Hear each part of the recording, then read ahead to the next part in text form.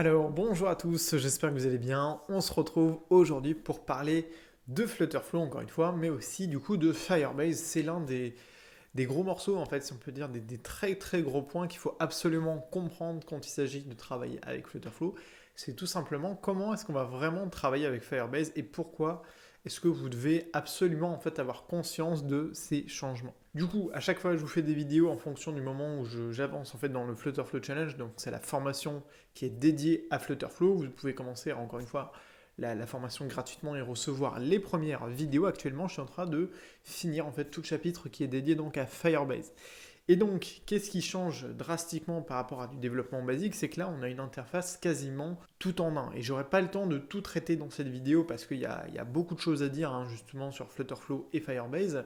Mais le gros point en fait qu'il faut comprendre, contrairement à du développement qu'on fait via Visual Studio, on est sur un éditeur de code.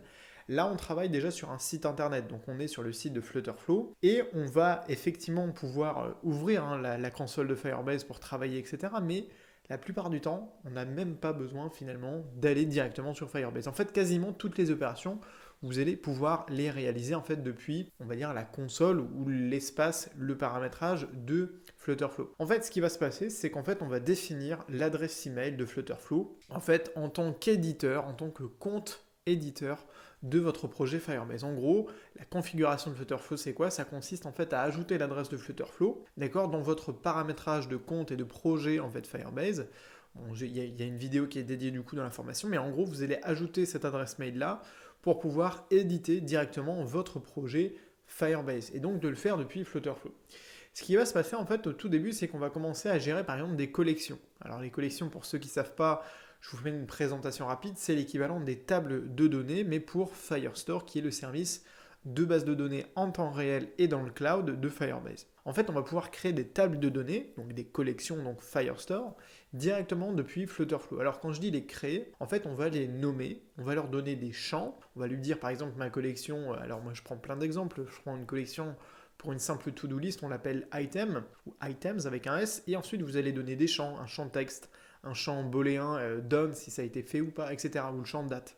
Et en fait, avec cette collection-là que vous allez simplement nommer, vous allez pouvoir du coup la manipuler dans votre application. Et c'est ça le gros changement en fait qu'il faut avoir en tête quand on utilise Flutterflow. C'est-à-dire que là, en fait, depuis votre application Flutterflow, vous allez pouvoir définir des actions. Par exemple, cliquer sur un bouton pour que ça vous ajoute, par exemple, un élément à votre collection, que ça vous ajoute par exemple un item à votre liste d'items. Donc moi je prends l'exemple d'une to-do list au début parce que c'est l'exercice le plus simple, mais ça peut être un post de réseau social, ça peut être des données associées à un utilisateur. En fait, vous allez ajouter, modifier ou supprimer des données directement avec cette interface du coup de Flutterflow. Et là, ce qui est vraiment très bien, c'est qu'en fait, toutes les fonctions de manipulation des données, quand on a déjà fait du code Flutter, on les connaît, on peut se connecter, on peut s'inscrire à Firebase avec tout ce qui concerne l'authentification, on peut renvoyer un mot de passe, on peut mettre à jour des données, tout ça c'est des opérations qu'on connaît. Mais là du coup avec l'interface de Flutterflow, ce qui est vraiment très bien, c'est qu'on va pouvoir vraiment gérer ça de manière, c'est le but hein, avec du no-code, mais de manière complètement transparente, étape par étape. Par exemple, on va dire au début, je veux sélectionner cette collection, donc par exemple la collection items, je veux aller parcourir mes éléments, et je veux que quand je clique sur un élément, par exemple, on vienne transmettre par exemple toutes les infos du document, bien la référence de ce document-là. Je veux par exemple que quand je clique sur ma liste à cocher, décocher, eh bien, je viens mettre à jour par exemple le champ done pour dire par exemple est-ce que ma tâche elle a été faite, effectuée ou pas, et donc passer la valeur de true à false et vice versa. Et du coup en fait avec Flutterflow là vous allez jamais avoir à rédiger directement du code, une fonction Firebase. Tout va se passer en fait depuis l'interface du coup de Flutterflow, que ça soit pour ajouter une action par exemple à un clic sur un bouton, à l'ouverture d'une page, ou au retour en arrière par exemple avec l'ajout d'un formulaire.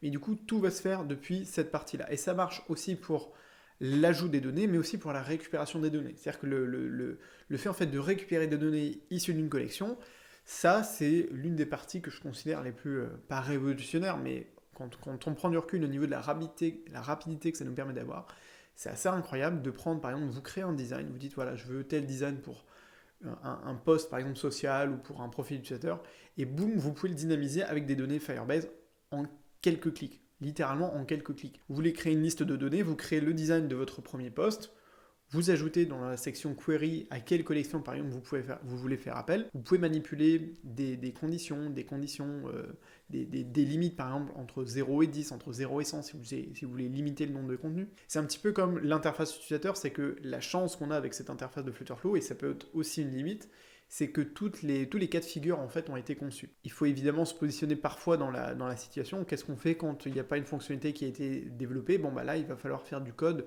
des custom functions et donc du code personnalisé. Mais dans la plupart des cas, dans les opérations les plus courantes, en fait Flutterflow a vraiment pris en compte tous ces cas de figure là pour nous les proposer avec une facilité vraiment qui est déconcertante quand on a du coup déjà fait du code standard. Après, le point qu'il faut quand même avoir en tête, c'est que pour maîtriser du Firebase, il faut avoir la logique en fait des bases de données. Et donc ça, tout le monde ne l'a pas dès le premier instant, mais je trouve quand même que les bases de données de Firestore sont relativement faciles à prendre en main, que c'est quand même accessible au plus grand nombre, puisque ce sont des données qui sont visuelles, donc on peut littéralement aller dans la collection, par exemple user, visualiser le profil d'un utilisateur, etc.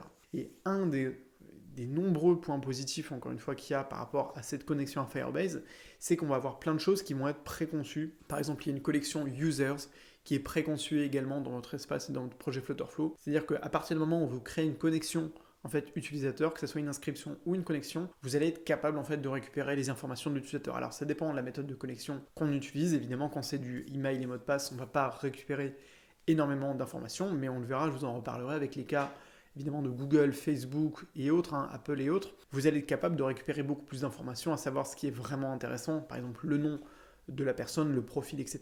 Et également la photo de profil, ce qu'on va pouvoir directement réutiliser du coup dans l'application. Donc il y a beaucoup de choses à dire sur Firebase.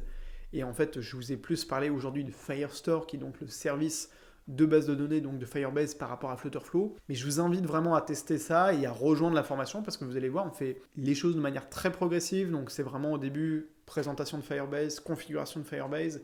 Après c'est envoi des données depuis Flutterflow. Après c'est récupération des données. Après c'est mise à jour des données. Et après on supprime les données. Donc c'est tous les types d'opérations qui sont évidemment à effectuer sur toute base de données. Mais là on le fait progressivement avec différents exemples. Et après je vous propose en fait ce que j'appelle des TP, c'est-à-dire des petits exercices un petit peu plus complets où là on recrée de véritables interfaces d'application. Je vous parlerai aussi dans une prochaine vidéo vraiment de tout ce qui concerne l'authentification. Il y a beaucoup de choses à dire aussi et beaucoup de choses qui ont été facilitées en fait par rapport à du développement justement brut et du code. En tout cas, ce qui est bien, même si on veut continuer à travailler avec Flutter, c'est que cette partie-là, quand on exporte son code, eh bien c'est déjà fait. Et ça fait partie des choses qui reviennent en fait dans absolument tous les projets d'application. Donc je trouve que encore une fois, c'est un gain de temps qui est vraiment pas négligeable. Donc il faut comprendre ce principe-là, c'est qu'en fait, vous ajoutez en fait Flutterflow en tant qu'éditeur à votre projet Firebase et donc depuis l'interface de Flutterflow, vous allez pouvoir manipuler vos données, donc créer des collections directement depuis Flutterflow, pas leur ajouter du contenu, mais vraiment définir quelles sont les variables de votre collection. Et il y a encore, comme je vous dis, des choses dont je ne vous ai pas parlé. Par exemple, vous pouvez modifier les règles de lecture également depuis Flutterflow, donc une plateforme qui est très riche, qui demande vraiment à être explorée. Il y a beaucoup de choses à dire, beaucoup de choses à apprendre, à faire avec Flutterflow. Et c'est ça qui fait partie pour moi de la petite révolution que ça constitue par rapport à du développement avec Flutter, parce que ça va vraiment vous faire gagner du temps. Encore une fois, avec l'optique qu'à la fin, vous pouvez toujours exporter votre code et puis en faire absolument tout ce que vous voulez. Donc voilà pour cette partie Flutterflow Firebase. J'espère que ça vous a plu. N'hésitez pas encore une fois à commencer le cours gratuit. Vous avez les liens dans la description et à me rejoindre bien évidemment dans le Flutterflow Challenge pour vous aussi relever le challenge de créer des applications soit 100% en no code, soit avec un petit peu de code. Et donc là, on va parler de low code. Je vous dis à très vite sur la chaîne YouTube et sur le blog. Et surtout, n'oubliez pas de rêver très grand. Allez, salut!